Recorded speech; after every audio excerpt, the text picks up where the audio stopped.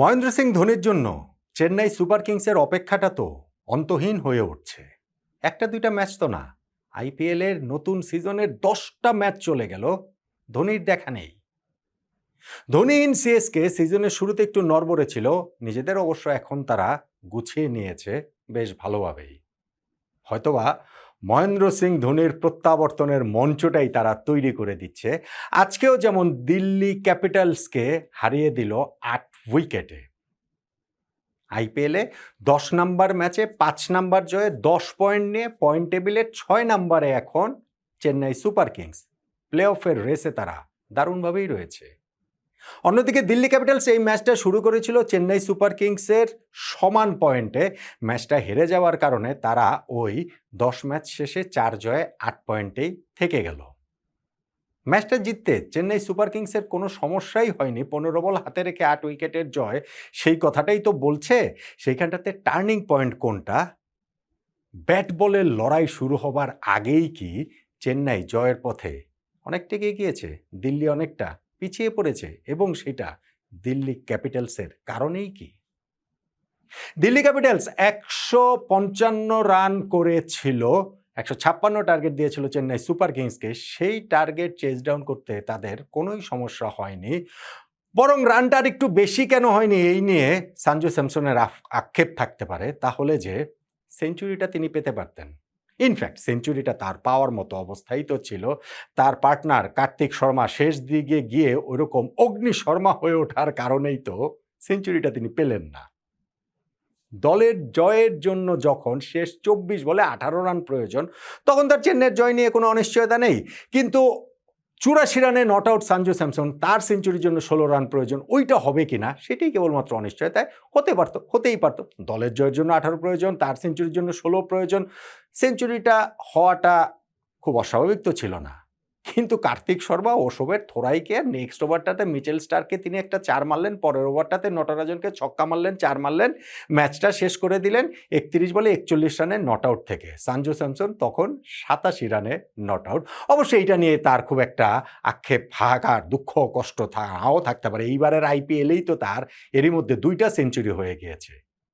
ভারতকে টি-20 বিশ্বকাপ জেতানোর পর আইপিএলে এই যে নতুন ফ্র্যাঞ্চাইজি চেন্নাই সুপার কিংসের হয়ে স্যামসনের শুরুটা কিন্তু ভালো ছিল না। প্রথম 3টে ইনিংসেই তিনি সিঙ্গেল ডিজিটে আউট হয়েছিলেন, 6 রান, 7 রান, 9 রানে।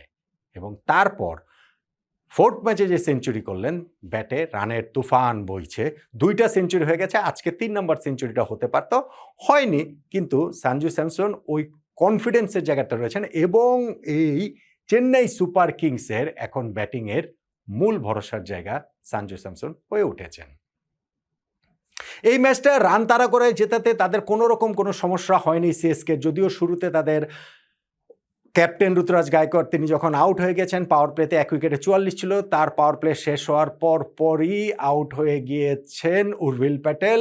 তারপরে গিয়েও 45 রানে 2 উইকেট হারানোর পর 66 বলে 114 রানের একটা অপরাজিত পার্টনারশিপ, অবিচ্ছিন্ন একটা পার্টনারশিপ হয়েছে সঞ্জু স্যামসন এবং কার্তিক শর্মার, এবং তাতেই ম্যাচটা তারা সহজেই জিতে গিয়েছে 8 বল হাতে রেখে। ইনফ্যাক্ট 8 উইকেটে জিতেছে, ইনফ্যাক্ট 15 বল হাতে রেখে। এই জায়গাটা থেকে কি টার্নিং পয়েন্ট বের করা যাবে? আবার দেখেন যে দিল্লি ক্যাপিটালস 155 রান করেছেন, সেই রানটা তাদের নাও হতে পারতো, এক অর্থে বলতে পারেন। পাওয়ার প্লেতে শুরুতেই তাদের 2 উইকেট চলে গিয়েছে, 37 রানে ওইখানটাতে প্রাথম নিঃশঙ্কা এবং কে এল রাহুল আউট হয়েছেন, এবং নিয়মিত বিরতিতে উইকেট হারিয়ে তারা 11 ওভারের মধ্যে 59 রানে 5 উইকেট হারিয়ে ফেলে। বাধ্য হয়ে সামির রিজভিকে ইম্প্যাক্ট সাব হিসাবে নামাতে হয়। ওইখানেতে ইম্প্যাক্ট সাব হিসাবে তো একজন বোলারেরই খেলার কথা, কিন্তু ব্যাটিংয়ে যে হতশ্রী অবস্থা, কিছু রান তো স্কোরবোর্ডে লাগবে, সেই জন্যই তাকে এই ব্যাটসম্যানকে নামাতে হয়। এবং ট্রিস্টান স্টাবসের সঙ্গে সামির রিজভির যে একটা পার্টনারশিপ হয়েছে 60 অড রানে, সেই পার্টনারশিপেই স্কোরটা ওই 150 পেরিয়েছে দিল্লি ক্যাপিটালসের। ওই জায়গাটাতে একটু কিউরিয়াস কল ছিল আমি বলবো যে চেন্নাই সুপার কিংসের ক্যাপ্টেনের। যেমন ধরুন জেমি ওভারটন তীরে পুরো ইনিংসে একটা ওভারই মাত্র করেছেন, 19 নম্বর ওভার, সেইখানটাতে 5 রান দিয়ে 1 উইকেট পেয়েছেন। সফলতম বোলার যিনি নূর আহমেদ, তিনি 3 ওভার বোলিং করেছেন, 22 রানে 2 উইকেট পেয়েছেন, তার একটা ওভার অব্যবহৃত ছিল। কাম্বুজকে দিয়ে ওই 18 এবং 20 নম্বর ওভার করানো হয়েছে। ওই 2টা ওভারে তিনি 34 রান দিয়েছেন। ইনফ্যাক্ট 4 ওভার বোলিং করে তিনি অনেক এক্সপেন্সিভ ছিলেন। তো তাকে দিয়ে এই 4 ওভারের কোটাই করাতে হলো। ওইটা আসলে একটু সারপ্রাইজিং কল ছিল। বাট স্টিল শেষ পর্যন্ত গিয়ে দিল্লি ক্যাপিটালস তো রান করেছে 155, সেইটা তাড়া করে জিততে চেন্নাই সুপার কিংসের কোনোই সমস্যা হয়নি। তাহলে টার্নিং পয়েন্ট কোনটা?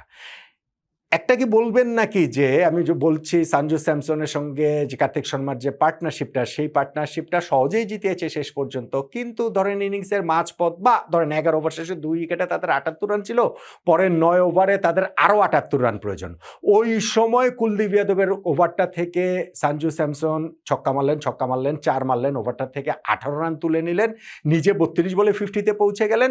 ফলে যেইটা ছিল 9 ওভারে 78 রান প্রয়োজন, 8 ওভারে 60 রান প্রয়োজনীয়তায় বিষয়টাকে নামিয়ে আনলেন। ফলে ওই ওভারটা গুরুত্বপূর্ণ। আবার এরপরে 2টা ভালো ওভার হয়েছে, সেটাতে গিয়ে দেখা গিয়েছে যে না 6 ওভারে 50 রান প্রয়োজন। তখন আবার তিনি নটরাজনের ওভারটা থেকে 20 রান তুলে নেন, 2টা ছক্কা 1টা 4 মেরে। ফলে 5 ওভারে 30 রান প্রয়োজন হয়ে যায়। 30 বলে 30 রান, ম্যাচটা তখন একেবারেই ইজি হয়ে গিয়েছে। ফলে ওই ওভারটাও গুরুত্বপূর্ণ। কিন্তু আমার কাছে মনে হয় যে আসলে দিল্লি ক্যাপিটালসের ক্যাপ্টেন অক্ষর প্যাটেল তিনি টস জিতে যে আগে ব্যাটিংয়ের সিদ্ধান্ত নিলেন, ওইটাই আসলে আত্মঘাতী হয়ে এসেছে। রান তাড়া করাটা সহজ। তিনি টসের সময় বলছিলেন যে হয়তোবা পরবর্তীতে ব্যাটিং করাটা কঠিন হবে।